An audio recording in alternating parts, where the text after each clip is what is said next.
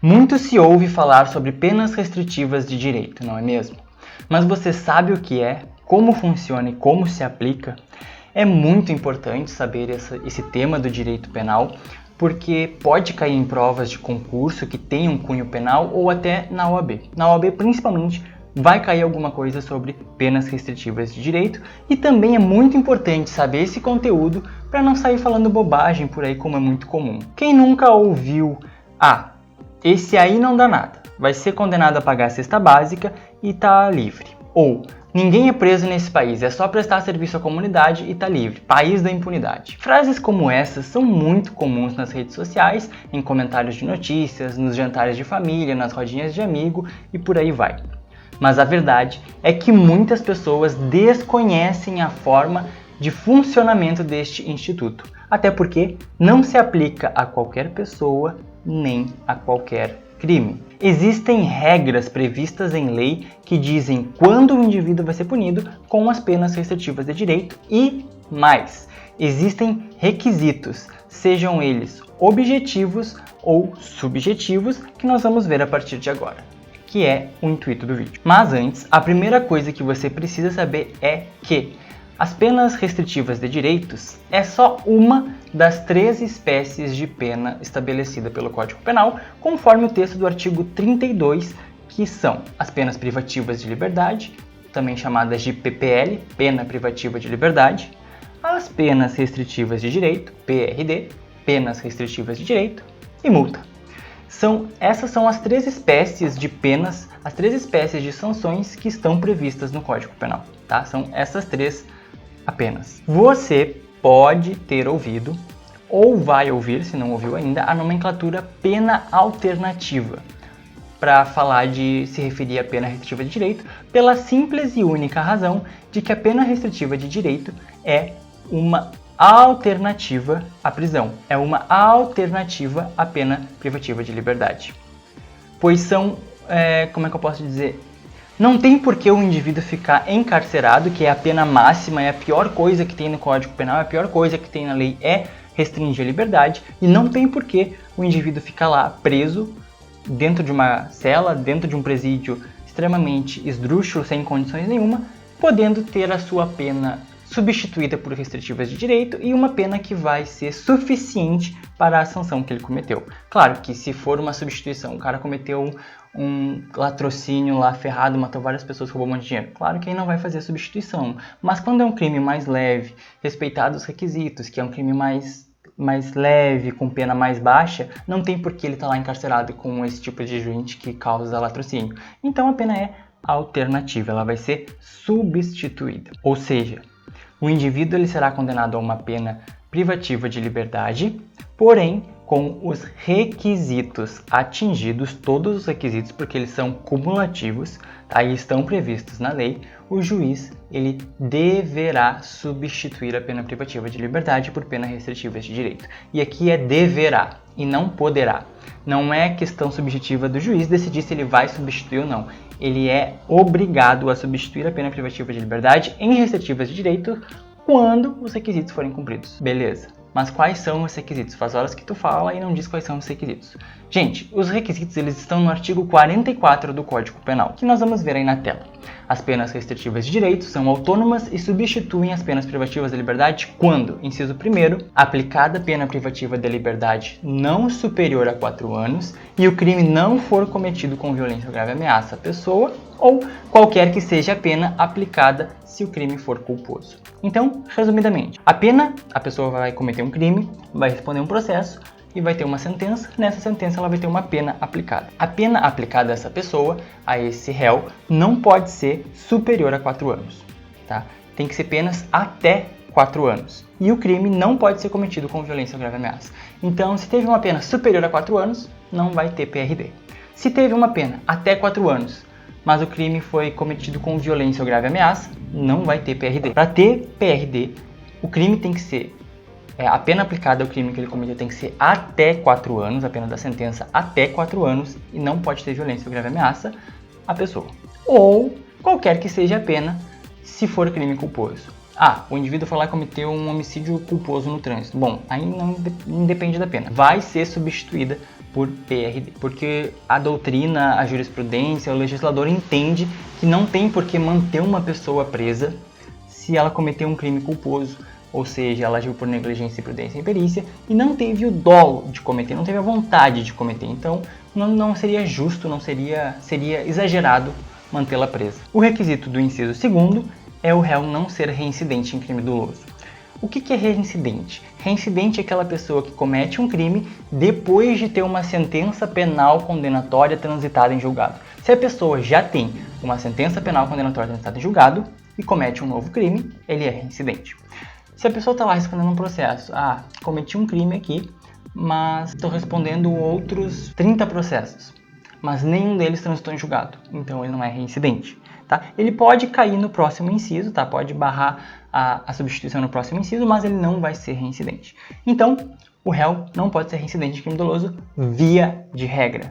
Via de regra, existe uma exceção que eu vou falar daqui a pouco. E no inciso terceiro e último requisito, é a culpabilidade, os antecedentes, a conduta social e a personalidade do condenado, bem como os motivos e as circunstâncias indicarem que essa substituição seja suficiente. Eu já falei um pouco desses requisitos que estão aqui, culpabilidade, antecedentes, conduta social, no vídeo que eu falo sobre dosimetria da pena. Eu vou deixar o link aqui no canto superior direito, se você quiser dar uma olhada. É um vídeo bem interessante, é um dos mais vistos desse canal, então recomendo que você olhe lá. Eu explico um pouco de cada um desses itens, porque é quase como se fosse as circunstâncias judiciais do 59, e é um requisito totalmente subjetivo do magistrado. É o magistrado que vai decidir isso aqui, tá? Ele vai fundamentar? Ele vai fundamentar, mas é subjetivo. Já os requisitos do inciso 1 e do inciso 2 são requisitos totalmente objetivos. Tá, Felipe, beleza. Ele atingiu os requisitos. Não teve uma pena superior a 4 anos, não foi cometido com violência ou grave ameaça. Mas e aí? Ele teve uma pena de 3 anos, 2 anos, 1 ano, 6 meses, 3 anos e 11 meses. Vai substituir por quantas penas restritivas de direito e quais penas restritivas de direito? Bom, vamos por partes. A primeira pergunta a se responder: vai ser substituída por quantas penas restritivas de direito? Depende. Eu adoro o direito porque eu posso responder tudo com depende. Mas depende. Vamos lá. Situação número 1. Na condenação igual ou inferior a 1 ano, a pena do sujeito foi até 1 ano. Tá? Até 1 ano. A substituição pode ser feita por multa. Vai substituir a pena privativa de liberdade por multa, tá? Uma multa, ou por uma pena restritiva de direitos. Ou seja, condenação até 1 ano. Substituir por multa ou só uma restritiva de direitos. Porque são várias possibilidades, só pode uma restritiva de direitos.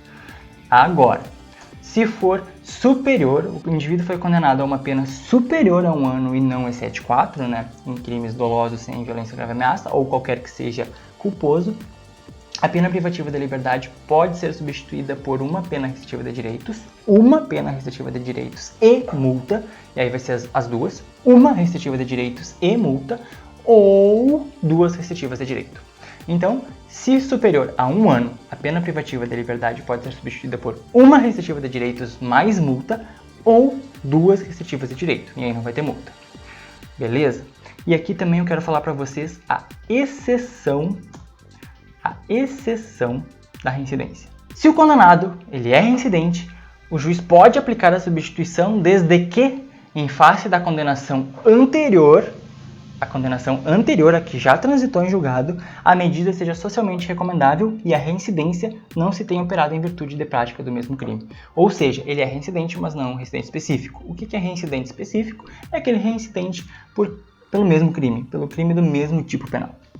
Então, existe a possibilidade de converter a PPL em PRD se for reincidente, tá? Aí dá uma anulada lá no inciso 2º que a gente já viu, desde que a condenação anterior seja recomendada, né? Seja uma medida socialmente recomendável e a reincidência não seja operada em virtude de prática do mesmo crime. É importante falar também que a pena restritiva de direitos ela vai converter-se em pena privativa de liberdade, ou seja, vai voltar a ser pena privativa de liberdade quando ocorrer o descumprimento injustificado, né, da restrição imposta. Ou seja, converteu a PPL em PRD, aí o cara deu lá 2 restritivas de direito porque foi uma pena superior a 1 ano. O cara descumpriu as penas restritivas de direito. O que faz? O juiz reverte de novo para PPL e ele volta a ter uma pena privativa de liberdade e vai cumprir preso na grade. Ninguém mandou ser otário. E aí também no cálculo dessa pena privativa, quando reverter, né, a pena de liberdade a executar, será deduzido o tempo cumprido na pena restritiva de direitos, tá? Então vai ser diminuído. Também é importante falar que, sobrevindo condenação à pena privativa de liberdade por outro crime que ainda não tinha sido julgado, o juiz da execução penal decidirá sobre a conversão, podendo deixar de aplicá-la se for possível ao condenado cumprir a pena substitutiva anterior. Ok? Tá, mas tu já falou um monte de coisa, mas não disse quais são as penas restritivas de direito. É só a cesta básica? Não. Quais são as penas restritivas de direito? Elas estão lá no artigo 43 do Código Penal e são elas a prestação pecuniária. E a prestação pecuniária é diferente de multa, tá, gente? Multa é uma coisa, prestação pecuniária é outra. As duas envolvem pagar dinheiro, mas são coisas diferentes. Multa, é um tipo de sanção. É um dos 3 tipos de sanção. A prestação pecuniária é um tipo de pena restritiva de direito. Tem também a perda de bens e valores, ou seja, o indivíduo vai lá perder alguns bens, alguns valores que ele tem em conta, desde que sejam bens e valores lícitos, né? Não pode ser bens e valores ilícitos, sem procedência, objeto de crime, claro que não. Limitação de final de semana, sábado, domingo e feriado, em casa, não sai por nada, tá? Tá caindo o mundo, não interessa, fique em casa. Não é muito utilizado, eu não costumo ver muito na prática, porque não tem fiscalização. Ninguém vai estar fiscalizando todos os presos que estão recebendo limitação de final de semana. Eu moro no interior, numa cidade relativamente pequena. Relativamente pequena não, é pequena. Eu moro numa cidade pequena, no interior do Rio Grande do Sul, e não tem essa fiscalização. E imagina em cidade grande. Então os juízes não usam muito, não aplicam muito, porque vai quase que ser uma impunidade. O cara vai dar uma... quais penas restritivas eu vou te dar? Limitação de final de semana, beleza. Mas aí o cara sai, ninguém fiscaliza.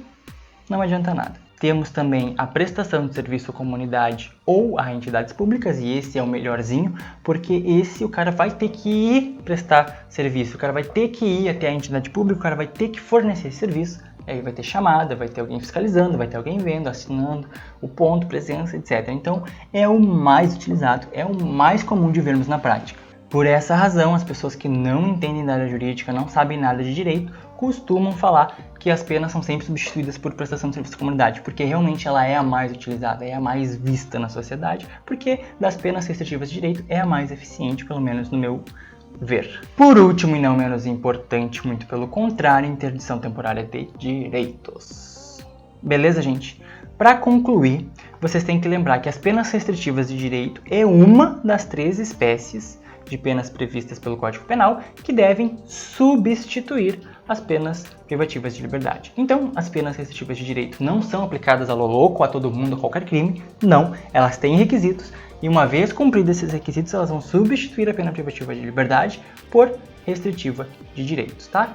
Então, quando o indivíduo ele comete um crime não tão grave, com uma pena não tão alta, não é justificável sua prisão, sendo possível e eficaz a restrição de direitos. Uma das partes mais importantes desse vídeo, desse tema PRD, que eu não poderia deixar de falar, é a súmula 588 do STJ, que diz: a prática de crime ou contravenção penal contra a mulher com violência ou grave ameaça no ambiente doméstico impossibilita a substituição de pena privativa de liberdade por restritiva de direitos. Ou seja, se o cara foi lá e cometeu um crime contra a mulher no ambiente doméstico e ele foi processado, teve todo o processo, teve todo o devido processo legal, e ele foi condenado e foi sentenciado a uma pena de 3 anos, ou uma pena não superior a 4 anos. E ele não cometeu grave ameaça, nem lesão corporal, grave, nada, foi um tapa, vias de fato, não constitui agressão, não configura agressão. Ele tem os bons antecedentes, ele tem os requisitos para substituir a PPL por PRD, não pode. Aqui não pode, tá? Se foi crime ou contravenção no ambiente doméstico contra a mulher, tendo violência ou grave ameaça, não pode substituir PPL por PRD, independentemente da pena e dos requisitos. Então, o que você precisa saber? Além dessa súmula, você tem que gravar ela na cabeça, tatua no cérebro. Mas sobre esse tema, o principal que você tem que saber é: existem requisitos para que haja a substituição da pena privativa de liberdade em restritivas de direito. São três requisitos e são cumulativos, e você precisa saber esses requisitos. Anote o artigo, copie, faça qualquer coisa, mas lembre deles, ou pelo menos lembre aonde encontrá-los, porque agora, daqui pra frente, toda vez que você vê alguém falando bobagem, alguém falando que não sabe, você tem como ensinar as pessoas, tá? E ensine. não humilhe, não faça a pessoa passar vergonha. Apenas ensine, fale a verdade, defenda o direito. Tá bom, gente? E por hoje é isso, pessoal. Eu espero que esse vídeo tenha sido útil, que você tenha entendido o tema. Se você não entendeu, deixem as suas dúvidas a respeito do tema e não a casos concretos nos comentários desse vídeo ou nas redes sociais que estão na descrição do vídeo e também estão aí no canto inferior esquerdo, tá? O Twitter e o Instagram. Por favor, entre em contato se ficou alguma dúvida. Se não ficou, se foi muito claro o vídeo, compartilhe com os amigos, professores, cachorros. Vamos disseminar conteúdo jurídico simples e objetivo. E também dá um like para incentivar mais vídeos, se inscreva no canal para acompanhar os próximos e até o próximo vídeo.